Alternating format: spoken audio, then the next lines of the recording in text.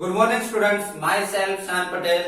Today we are going to start part 2 of chapter number 14 chemical effect of electric currents.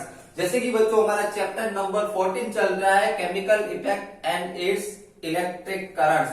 तो बच्चों last lecture में part 1 में हमने कुछ इलेक्ट्रिक करंट्स के बारे में समझा था कि हमारे घर पे जो इंस्ट्रूमेंट जो होते हैं electrical instruments like light, bulb, fan, AC etcetera ऐसे बहुत सारे इलेक्ट्रिकल इंस्ट्रूमेंट जो है वो इलेक्ट्रिक करंट की वजह से ऑन होते हैं। जैसे ही हम स्विच ऑन करते हैं, ओके, जैसे ही हम स्विच ऑन करते हैं सर्किट में इलेक्ट्रिक करंट फ्लो होने लगता है और इलेक्ट्रिक करंट फ्लो होने की वजह से ये जो इलेक्ट्रिकल जो इंस्ट्रूमेंट्स है वो सब क्या हो जाते हैं, ऑन हो जाते हैं। समझ में आता है, वो वर्क करने लगते हैं। ओके, तो हमने लास्ट लेक्चर में समझा था कि इलेक्ट्रिक करंट फ्लो होने के लिए क्या चाहिए, मटेरियल्स, ऐसा मटेरियल्स चाहिए जिसमें से इलेक्ट्रिक करंट फ्लो होता हो। लास्ट लेक्चर में हमने ऐसे दो मटेरियल्स के बारे में समझा था। ऐसे मटेरियल्स जिसमें से इलेक्ट्रिक करंट फ्लो होता है उसको कंडक्टर्स कहते हैं, है ना, लाइक आयरन, स्टील, ओके, वो सब कंडक्टर्स है जिसमें से इलेक्ट्रिक करंट फ्लो होता हो।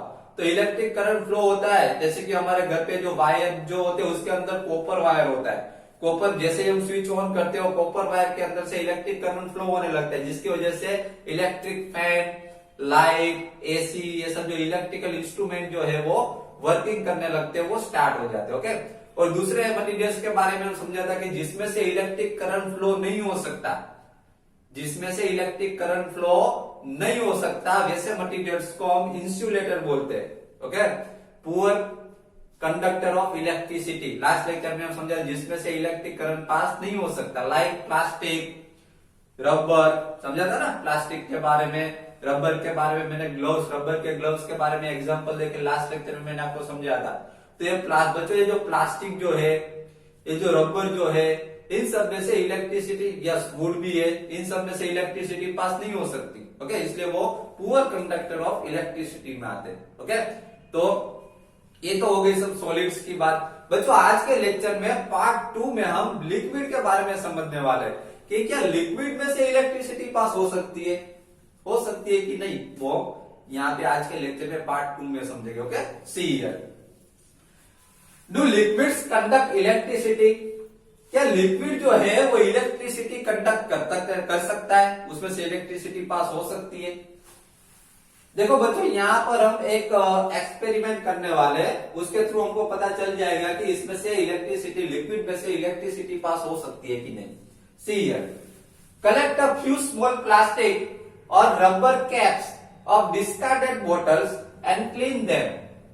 बच्चों सबसे पहले तो क्या करना है कि डिस्कार्डेड बॉटल्स जो है उसके प्लास्टिक और रबर कैप जो होते हैं वो आपको कलेक्ट करने, ओके, एंड क्लीन देम, और उसको क्लीन कर देना है।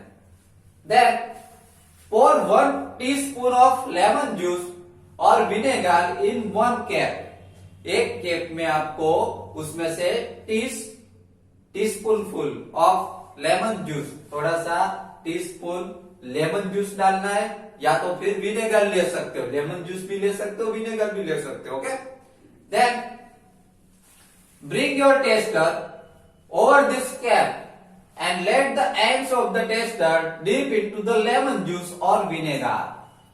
ओके, उसके बाद में क्या करें, सबसे पहले तो हमने प्लास्टिक की बोतल जो है, ओके, या फिर रबर की, उसका कैप ले लिया। कैप के अंदर बाद में क्या करना है, teaspoon full of lemon juice और विनेगर, लेमन जूस भी ले सकते हो, विनेगर हमने ऐड कर लिया। उसके बाद में क्या करना है, उसके बाद में हमारा जो टेस्टर जो है, टेस्टर लेना है और उसके टेस्टर के दोनों हैंड लेमन जूस के अंदर डिप करने। ओके, लेमन जूस के अंदर डालने। देखो जैसे कि यहाँ पर फिगर में दिखाया गया है, यहाँ पे मैंने फिगर ड्रॉ की है, उसमें देखो यहाँ पर कैप के अंदर मैंने लेमन जूस लिया है, ये यहाँ पे ऊपर देखो यहाँ पे बल्ब है। ओके, पूरे इलेक्ट्रिक सर्किट यहाँ पे ड्रॉ की है, टेस्टर यहाँ पे बल्ब है, यहाँ पे बैटरी है। ओके, और ये जो दोनों एंड जो है टेस्टर के दोनों एंड मैंने देखो लेमन जूस के अंदर डिप किए हुए, समझ में आ रहा है, दोनों एंड लेमन जूस के अंदर डाले हुए। Clear? Okay, then take care that the ends are not more than 1 centimeter apart बच्चों यहाँ पर ऐसा बताया गया है कि ध्यान से वो दोनों एंड्स को अंदर डालने, जैसे कि वो दोनों 1 सेंटीमीटर से ज्यादा दूर ना होने चाहिए। समझ में आ रहा है? दोनों एंड 1 सेंटीमीटर से ज्यादा दूर नहीं होने चाहिए। But at the same time do not touch each other. देखिए यहाँ पर ऐसा बताया कि दोनों एंड, टेस्टर के दोनों एंड, ये दोनों एंड जो आपको दिख रहे हैं उसकी बात हो रही है, दोनों एंड 1 सेंटीमीटर से दूर नहीं होने चाहिए और साथ में वो एक दूसरे को टच भी नहीं होने चाहिए। मीन्स 1 सेंटीमीटर पे ही होने चाहिए, 1 सेंटीमीटर से ज्यादा दूर नहीं होने चाहिए। कम होगा तो चलेगा लेकिन ज्यादा दूर नहीं होने चाहिए, और कम होगा उसमें ये भी ध्यान रखना है कि दोनों एक दूसरे को टच ना हो जाए, दोनों एंड एक दूसरे को टच ना हो जाए। Clear? Okay. Then does the bulb of the tester glow. अब हम बच्चों हमको ये चेक करना है कि ऐसा करने से, दोनों एंड्स को लेमन जूस के अंदर डुबोने से क्या बल्ब जो है वो ग्लो होगा। चेक करना है कि ये बल्ब ग्लो होगा कि नहीं होगा। ओके, तो हाँ बच्चों ये बल्ब ग्लो होगा। डज लेमन जूस और विनेगर कंडक्ट इलेक्ट्रिसिटी। क्या लेमन जूस या फिर विनेगर जो है वो इलेक्ट्रिसिटी कंडक्ट करता है? तो यस, वो इलेक्ट्रिसिटी कंडक्ट करता है, इसलिए बल्ब ग्लो होगा। How would you classify lemon juice और विनेगर अ गुड कंडक्टर और अ पुअर कंडक्टर। हम कैसे अपना क्लासिफाई कर सकते हैं कि ये लेमन जूस या फिर विनेगर जो है वो गुड कंडक्टर है या फिर पुअर कंडक्टर है। ओके, तो बच्चों यहाँ पे जब हम लेमन जूस के अंदर जब हम दोनों एंड्स डुबोएंगे, ओके, तो ये जो बल्ब जो है वो ग्लो होगा। ओके, इससे हमको पता चल जाता है कि लेमन जूस जो है उसके अंदर इलेक्ट्रिसिटी फ्लो होती है। इलेक्ट्रिसिटी फ्लो होगी तभी तो बल्ब ग्लो होगा ना। क्लियर? ओके, तो बच्चों डिटेल में हम आगे समझते देखिए। When the liquid between the two ends of the tester allow the electric current to pass, the circuit of the tester becomes complete. बच्चों यहाँ पर ऐसा बताया गया है कि when the liquid between the two ends of the tester allow the electric current, जो हमने 2 एंड डाले ये लिक्विड के अंदर, लेमन जूस के अंदर, ये टेस्टर के जो 2 एंड हमने डाले, ओके, अगर ये लिक्विड जो है उसके अंदर से इलेक्ट्रिसिटी पास होगी, मीन्स करंट पास होगा, तो क्या होगा? The circuit of the tester becomes complete. तो समझ लेने का कि ये सर्किट जो है वो कंप्लीट हो चुकी है। Clear? The current flow in the circuit and the bulb glow. इसके अंदर से करंट फ्लो होने लगेगा, लेकिन कब फ्लो होगा? अगर ये लिक्विड जो है वो इलेक्ट्रिसिटी पास होगी, उसमें से लिक्विड में से अगर इलेक्ट्रिसिटी पास होगी, समझ में आ रहा है? तो ये समझने का कि इसमें से करंट फ्लो होगा, और करंट फ्लो होने की वजह से ये बल्ब जो आपको दिख रहा है सर्किट में वो ग्लो हो जाएगा। Clear? Okay, then the liquid does not allow the electric current to pass. बच्चों अगर लिक्विड जो है वो इलेक्ट्रिक करंट पास होने एलो नहीं करेगा, अगर वो परमिशन नहीं देगा लिक्विड इलेक्ट्रिक करंट पास होने की, तो क्या होगा? देखिए, the circuit of the tester is not complete. तो टेस्टर की जो सर्किट जो हुई वो कंप्लीट नहीं हुई, क्योंकि इलेक्ट्रिक लिक्विड जो है वो एलो नहीं करता इलेक्ट्रिक करंट पास होने से, इसलिए वो सर्किट जो है वो कंप्लीट नहीं होगी। And the bulb does not glow, और ये बल्ब जो है वो ग्लो नहीं होगा। क्यों ग्लो नहीं होगा? क्योंकि ये लिक्विड जो है, अगर liquid poor conductor of electricity है, ओके, तो इसमें से लिक्विड में से इलेक्ट्रिक करंट पास नहीं होगा, जिसकी वजह से बल्ब भी ग्लो नहीं होगा। समझ में आ रहा है? एक बार फिर से मैं आपको समझा दूं।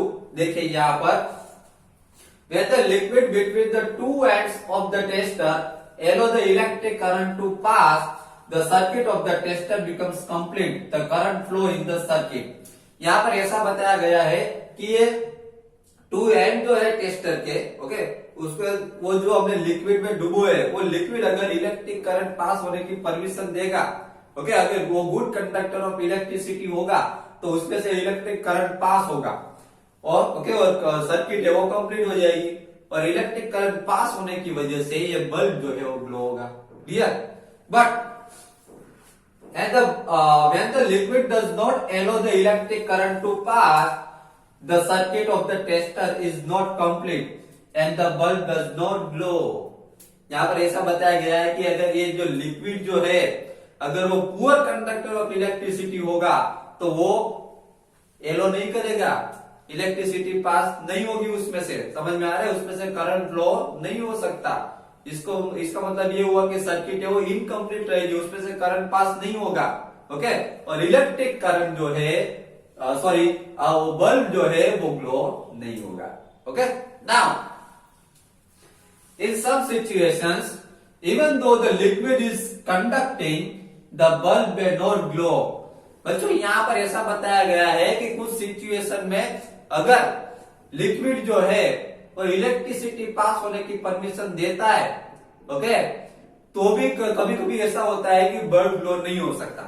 तो उसके कुछ रीजन हो सकते हैं ना। चलो, लिक्विड जो है वो गुड कंडक्टर ऑफ इलेक्ट्रिसिटी है तो भी बल्ब ग्लो नहीं हो रहा है, क्यों नहीं होगा? तो उसके कुछ रीजन है।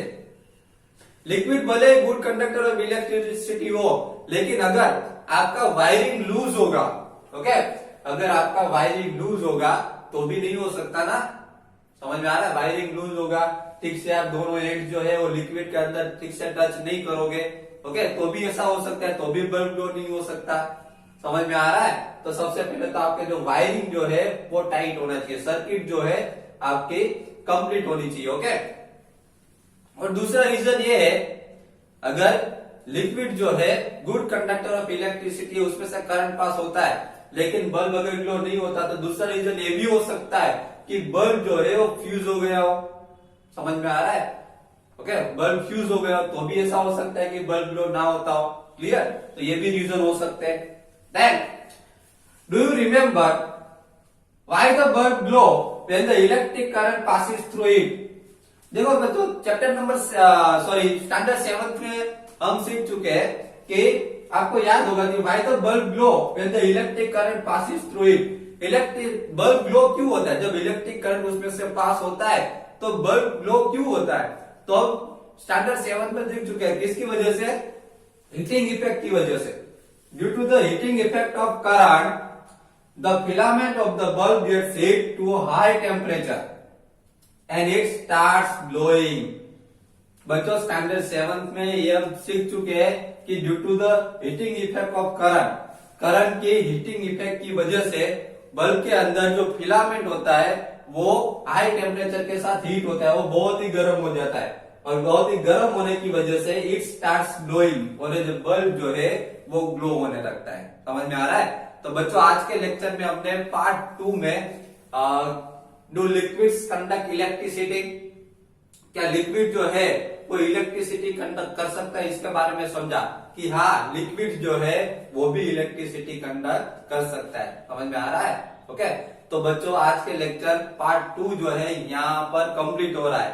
पार्ट 3 में हम इसके आगे के पॉइंट्स के बारे में डिस्कस करेंगे। Okay, thank you very much.